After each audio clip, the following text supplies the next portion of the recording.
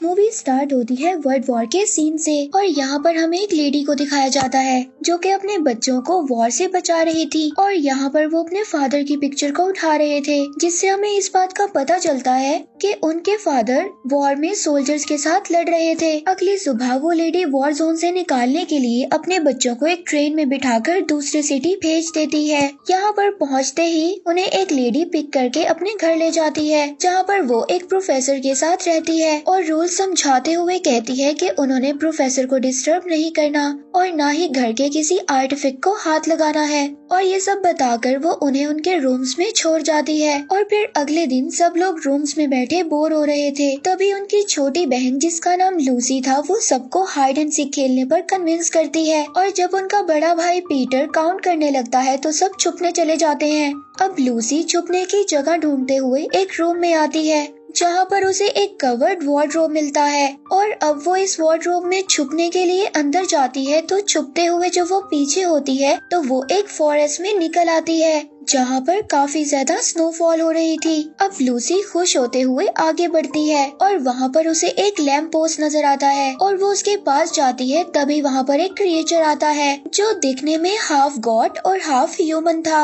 और उसका नाम टमनस था। लेकिन टमनस लूसी को देखकर डर जाता है और लूसी जब उसके पास आती है और उसको बताती है कि वो यहाँ पर कैसे आई तो वो समझ जाता है कि ये एक ह्यूमन है, और वो लूसी को बताता है कि वो नार्निया में है और वो टी के लिए उसे अपने घर ले जाता है। और यहाँ पर वो उसको बताता है कि नार्निया में 100 साल से विंटर है, और वो बातों ही बातों में एक म्यूजिक बजाता है जिस पर फायर डांस करने लग जाती है और उसे देखते हुए लूसी सो जाती है। और जब वो उठती है तो देखती है कि टमनस साइड पर बैठा रो रहा है। लूसी के पूछने पर वो उसको बताता है कि नार्निया में एक व्हाइट विच रूल करती है और उसी ने फॉरेस्ट में सारा टाइम विंटर किया हुआ है, और उसी का ये रूल है कि नार्निया में अगर कोई ह्यूमन आए तो उसे उसके पास फौरन ले जाएं, जिसकी वजह से मुझे भी यही सब करना होगा। लेकिन वो लूसी को अपना दोस्त कहने पर फौरन लैंप पोस्ट के पास ले जाता है और वो वहाँ से दोबारा उसे अपने वापस घर जाने का कहता है। लूसी वहाँ से जाते हुए उसे अपना रुमाल दे जाती है और लूसी नार्निया से निकलकर वार्डरोब से होती हुई दोबारा घर आ जाती है।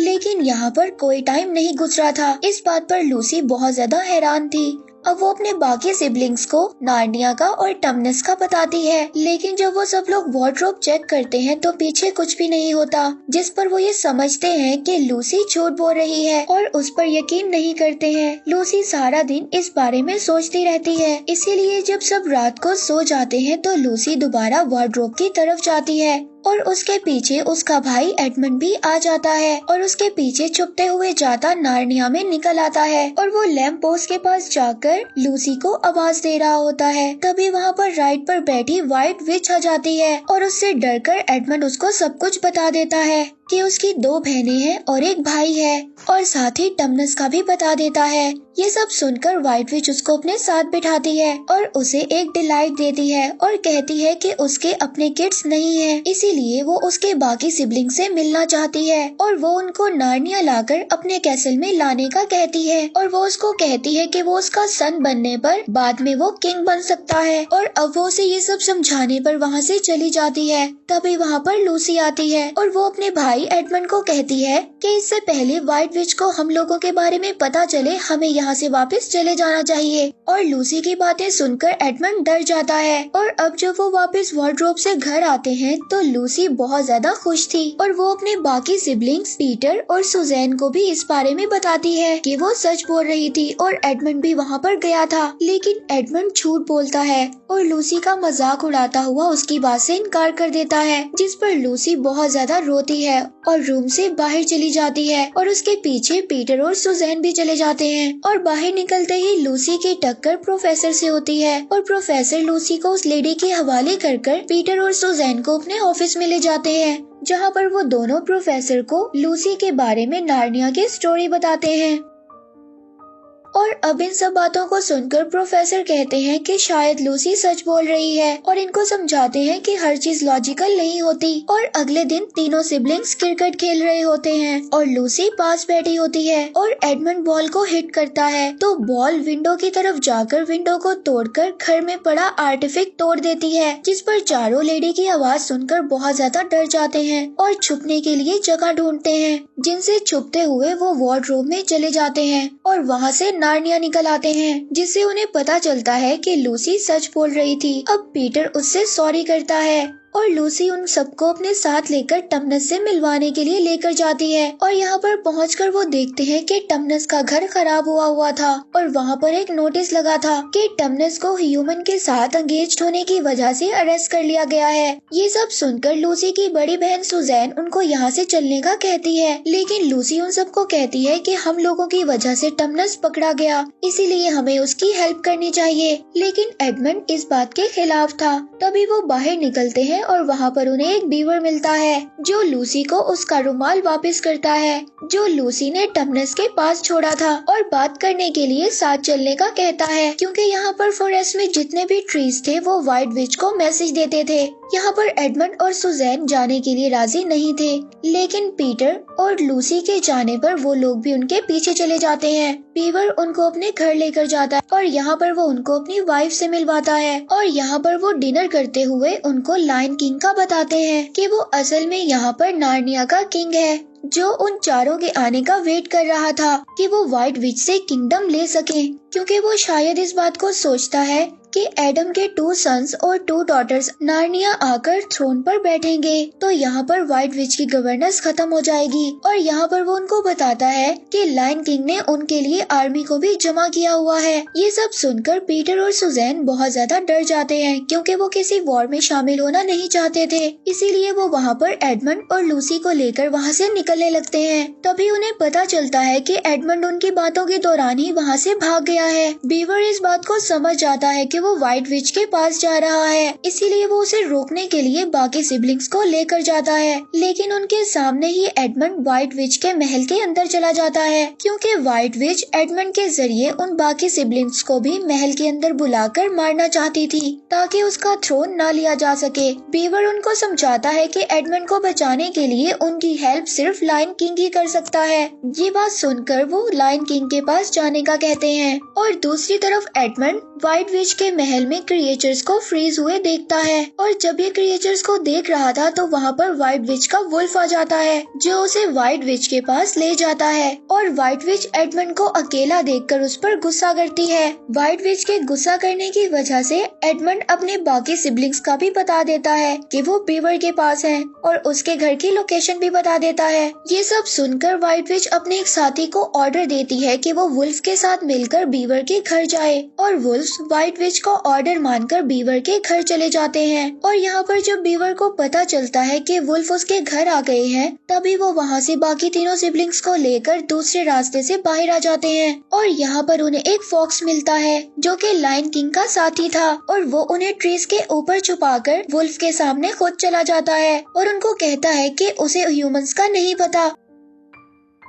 ये सब सुनकर वुल्फ्स उसको बाइट करते हैं और वो ह्यूमंस का नॉर्थ जाने का बताता है और फिर वुल्फ्स के वहाँ से जाने पर बीवर और सिबलिंग्स यहीं पर रात गुजारते हैं। और यहाँ पर जब व्हाइट विच को इस बात का पता चलता है कि सिबलिंग्स उसको नहीं मिले तो वो एक सेल में आती है जहाँ पर उसने टमनस और एडमंड को चेन से बांधकर रखा हुआ था और यहाँ पर वो आकर एडमंड से जब उसके सिबलिंग्स का पूछती है तो वो लायन किंग का नाम ले देता है। इससे पहले एडमंड कुछ आगे बोलता तो टमनस उसको रोक देता है और एडमंड कुछ ना जानने का बहाना करता है, जिस पर व्हाइट विच टमनस को बताती है कि एडमंड ने ही उसका राज बताकर उसको पकड़वाया था और फिर वो टमनस को गार्ड के साथ बाहर भेज देती है और अपनी राइड तैयार करने का कहती है। उधर बीवर सिबलिंग्स को लायन किंग के पास जाने का फिरोजन रिवर से रास्ता बताते हैं और उन्हें उसकी तरफ लेकर निकल जाते हैं। इधर व्हाइट विच एडमंड को लेकर अपने साथ बाहर आती है तो एडमंड बाहर आकर देखता है कि टमनस को व्हाइट विच ने फ्रीज कर दिया है और व्हाइट विच उसको अपने साथ राइड पर बिठाकर सिबलिंग्स के पीछे निकल जाती है।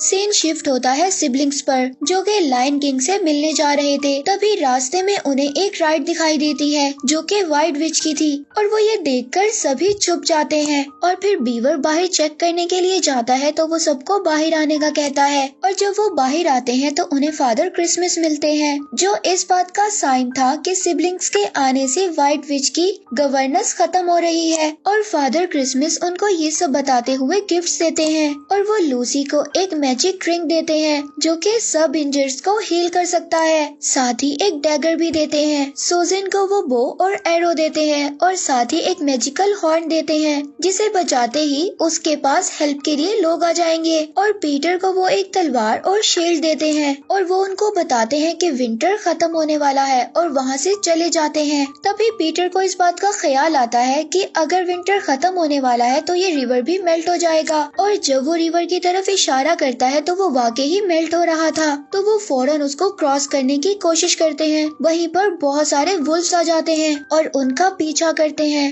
तभी यहाँ पर सारी आइस मेल्ट हो जाती है और इन वुल्फ से बचते हुए सिबलिंग्स और बीवर निकल जाते हैं, लेकिन वुल्फ्स आइस के नीचे आ जाते हैं। और यहाँ पर जब सब सिबलिंग्स फॉरेस्ट की तरफ पहुँचते हैं तो वो देखते हैं कि स्नो के मेल्ट होने पर समर आने लग गया है और वो यहाँ से लायन किंग के कैंप की तरफ निकल जाते हैं। इसके बाद जब व्हाइट विच रिवर की तरफ आती है तो वुल्फ उसके पास फॉक्स को लाते हैं और साथ ही ये बताते हैं कि ये लायन किंग का साथी है। और जब फॉक्स व्हाइट विच के पूछने पर कुछ नहीं बताता, व्हाइट विच उसको मारने लगती है। तभी एडमंड उसके सामने आकर व्हाइट विच को सब बता देता है कि लायन किंग आर्मी जमा कर रहा है और उसे उसकी लोकेशन भी बता देता है। और ये सब सुनकर व्हाइट विच बहुत ज्यादा खुश होती है और एडमंड के सामने ही फॉक्स को फ्रीज कर देती है और एडमंड को हिट करके एक साइड चूज करने का कहती है और वुल्फ्स को आर्मी जमा करने का कहती है ताकि वो लायन किंग से मुकाबला कर सके। और दूसरी तरफ जब सब सिबलिंग्स लायन किंग के कैंप की तरफ जाते हैं तो वहाँ पर सभी क्रिएचर्स उनको देखकर झुक जाते हैं और वहीं पर लायन किंग भी आ जाता है जो कि एक ह्यूज लायन था।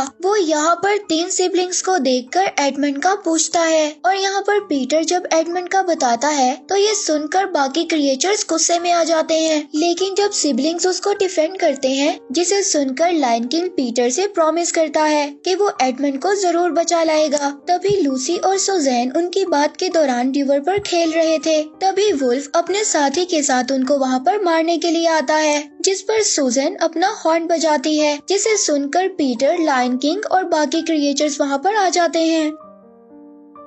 यहाँ पर लायन किंग सबको रोक देता है कि पीटर को खुद ही कुछ सीखना होगा और ये सुनकर पीटर हिम्मत करता है। जब वुल्फ उस पर अटैक करता है तो पीटर वुल्फ को मार देता है और दूसरा वुल्फ ये सब देखकर भागता है। तभी लायन किंग अपने क्रिएचर्स को उसके पीछे जाने का बोलता है ताकि उसकी लोकेशन से एडमंड का पता चल सके और यहाँ पर खुद पीटर को किंग का टाइटल दे देता है। उधर क्रिएचर्स वुल्फ का पीछा करते हुए एडमंड तक पहुँच जाते हैं और वहाँ से छुड़वाकर एडमंड को अपने साथ ले आते हैं। उधर विच को पता चलता है कि एडमंड बच गया है। इधर एडमंड को लायन किंग के पास लाया जाता है तो लायन किंग उसकी पास की गलतियों को माफ कर देता है। लायन किंग के ऑर्डर को मानते हुए सब लोग एडमंड के साथ नॉर्मल हो जाते हैं और यहाँ पर लंच करते हैं। लंच के दौरान पीटर अपने बाकी सिबलिंग्स से कहता है कि वो अकेला ही वॉर करेगा और तुम सबको वापस घर जाना होगा, जिसे ये बात सुनकर एडमंड उसको बोलता है कि मैंने विच की पावर को देखा है जिसकी वजह से वो इन लोगों को अकेला छोड़कर नहीं जाना चाहता। सब उससे एग्री करते हैं और वॉर की तैयारी करने लग जाते हैं। सुजैन बो